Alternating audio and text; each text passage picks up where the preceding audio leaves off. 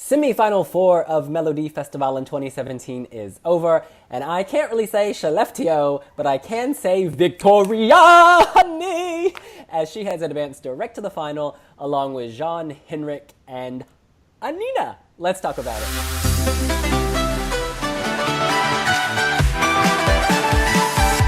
That's right, Wiktoria, last year's debutante and breakout star, has made it back to the final for a second year in a row. Sammy, when I first heard the 30-second clip, I wasn't feeling it as much, but after seeing 3 minutes, I totally get it. She is country pop. She is the queen of country pop in Sweden. This song was very radio-friendly, very girl next door. She owned all of the stage. She even worked a bed. She laid herself down. She was rolling. She was voguing. She was pouting. This was fantastic. She really delivered. I'm feeling positive about her. Yeah, I really liked it. But I have to say it wasn't that good as Save Me, but of course it's different years, so I can see Victoria doing well, but I can't see she going into Eurovision. About the performance, it was nice to see her moving, but I didn't like the performance that much. Of course, I liked the part when she was actually laying down because it reflects to the lyrics. But somehow I wasn't feeling it, but I love the song. Like I said, Victoria is really the queen of country pop in Sweden. Like, if you compare this to Pella and Filippa, they had nothing to do with country pop if you compare it with Victoria. It made me dance, but also it made me feel something. It was really emotional. And Victoria, even when she's really young, I can really feel that she has been through something, not maybe this much as Save Me and As I Lay Me Down, all the other songs have in them. But I can totally feel that she is singing from her heart. I really liked it, and I'm really happy that she made it direct to the final. Final point, those harmonies were everything. It was very Dolly Parton in the chorus, just very pure and powerful. That was my favorite bit of this. As you say, I don't think this is, the winner. I don't think this is a Eurovision song, but I think she's got another hit on her hands, and that's fantastic. Next, we move on to Jon Henrik Fjällgren and Aninia with, look, I'm not going to try to pronounce the song, a lot of Swedish words, and then parentheses, a lot more Swedish words. This was mystical, magical. Sammy Reindeer Herder meets Game of Thrones Winter Princess. You know what? I don't know if... obviously, he's dressed as a Sammy person. I don't know if she's dressed as Sammy or if she's just gothic and crazy with the plate in her nose and the dreadlocks. She's from another planet, and I like it. And I like them together. I could not hum the melody right now. If you gave me 50 quid, I could not do it. But I know that I loved it visually. The smoke, the mystic feeling, the clouds, the drama. They were in a fantasy forest, and when they were in there, I was in there with them. He's very spiritual. The man herds reindeer. He's one with nature, and I really felt that. Yeah, I think I prefer this to Car Free. I really didn't like that song because I thought that wasn't going anywhere, but I think this really has a great atmosphere, and I think Aninia really is a cute addition because she brings the catchy chorus that we really need in Eurovision. I thought the performance was just amazing. I really loved it from the start to finish. I loved the first 30 seconds when Jon Henrik was saying something in Sami or something, and everything on the ground, and I absolutely loved that. I thought that the song wasn't really...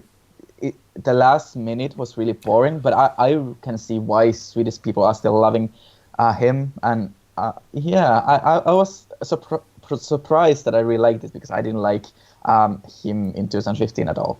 And seeing this week reminds me that Roger Pontare was not that good. Because compared to this, Roger was inauthentic in a way. This is real, and you could feel the difference. So we move on to Andra Chansen, and the first act we have to talk about is Miss Loreen Talhawi. Yes, Eurovision 2012 winner, total wave of hype, kind of pushing her into this, and she ends up going to Andra Chansen.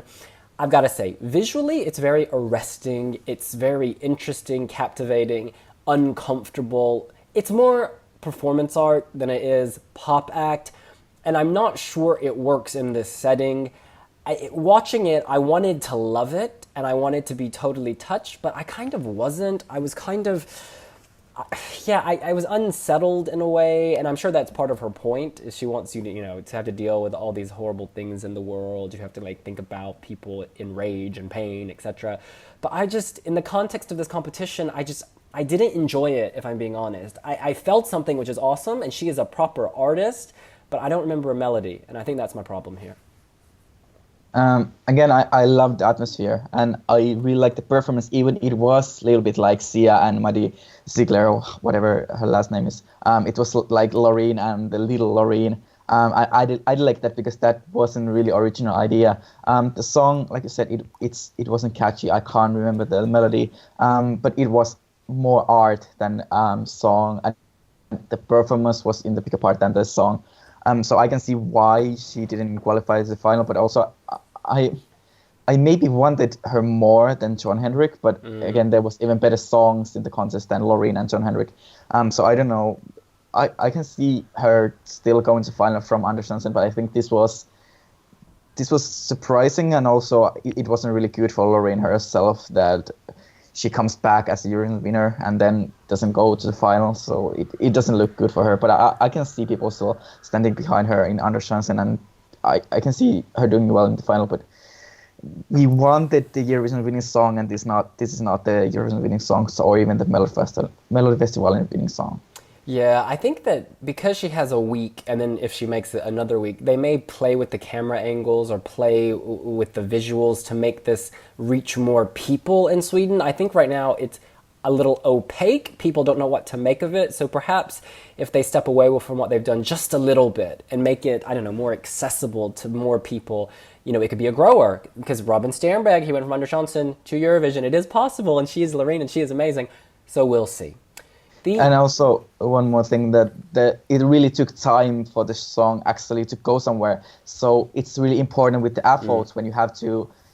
There's only 3 minutes to decide if you want to vote it with the app or not. You can wait longer if you vote by the seller vote, but you have really the 3 minutes to vote with the app vote. So I thought that was really bad thing for the Loreen and the song, that it really took time to actually reach its peak. When usually the first chorus is the part when people start to vote with the app. Totally. The other Andra Chansen act is Axl Shylström with the song Nar ingen sir. I'm sure I said that wrong. Sammy, what does that mean? When no one is looking.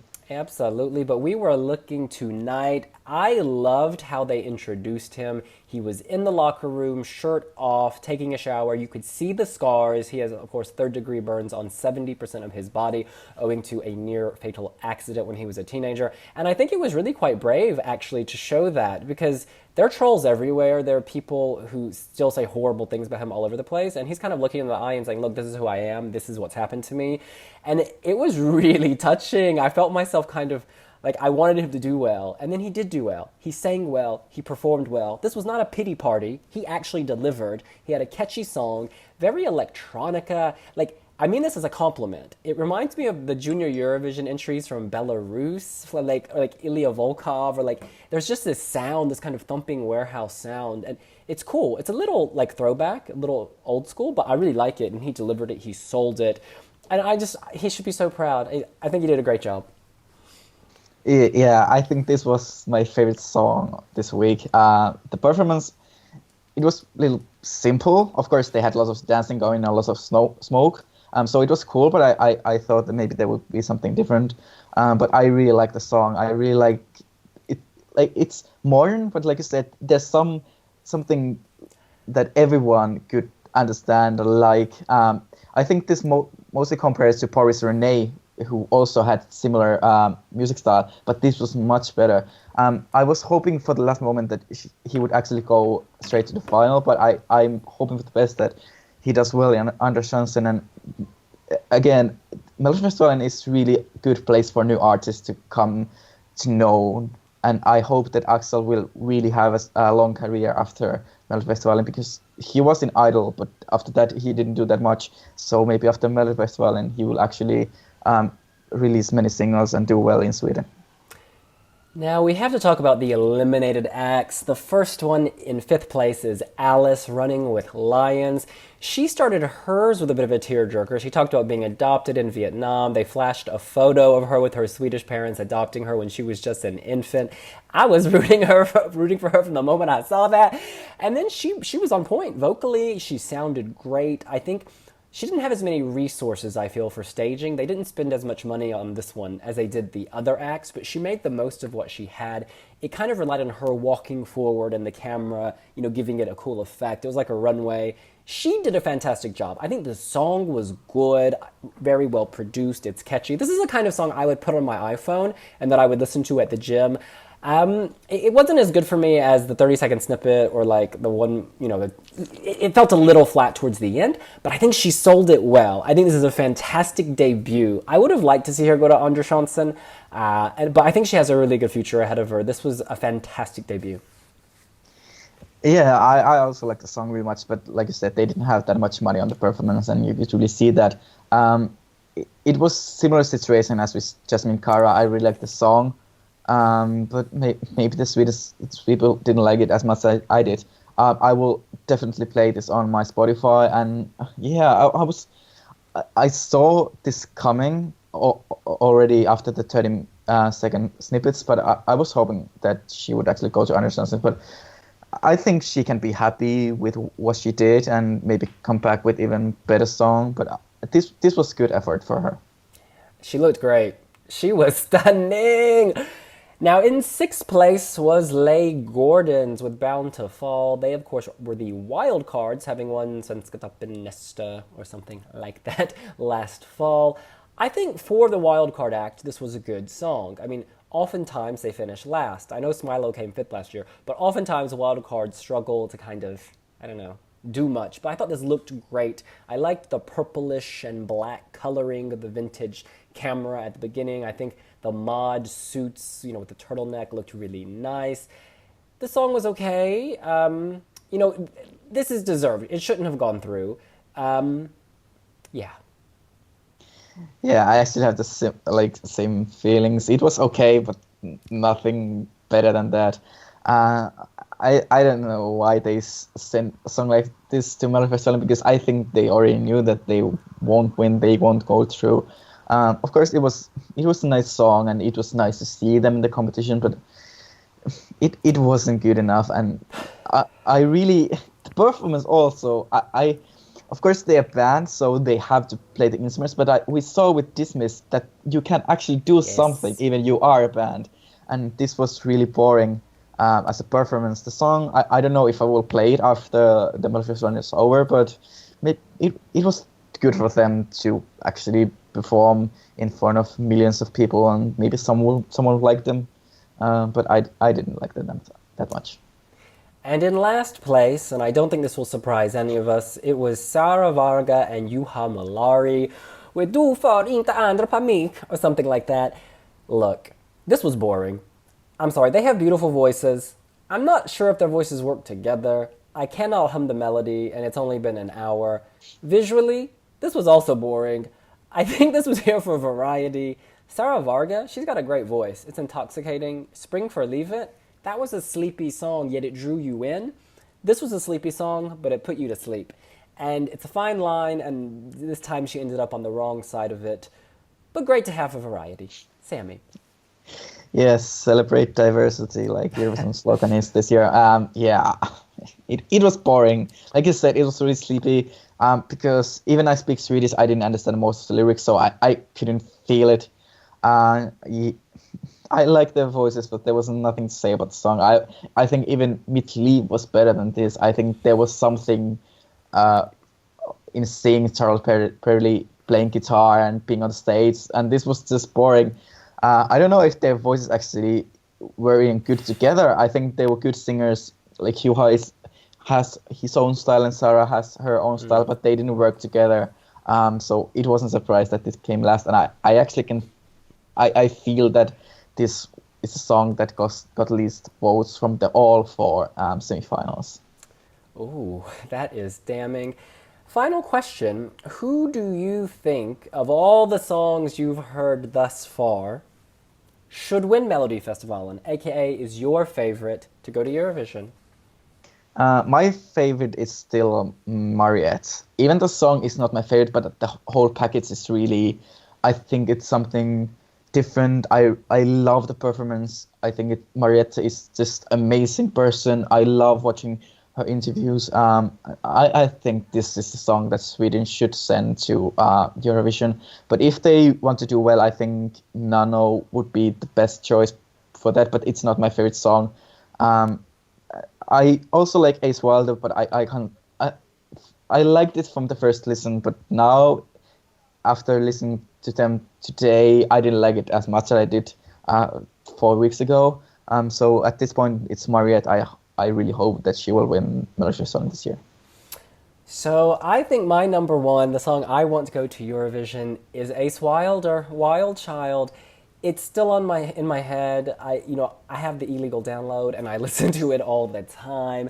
I think it's quite catchy and sweet, and I think of all the songs, this could make the biggest impact at Eurovision. I like Mariette's song, but something about the tempo, I don't think it's a Eurovision winner. I think, in fact, something about it's a little cold to me, if I'm honest. I find something cold about the performance, the delivery. It's a good song, and I think that Melodifestivalen was built around her winning. I think they probably thought she is the winner. But then maybe Christer Bjorkman was like, actually, this can't win Eurovision, though. And so maybe that's why they brought Loreen in. Who knows? All I know is Ace is my number one. In any case, that's what we think. What do you think? Do you think that the right acts went to the final? Are you shocked that Loreen went to Andra Chansen? You can let us know here on wiwibloggs. And remember to subscribe our channel and also like the video. And we'll see you later. Bye. Bye. Hey, no.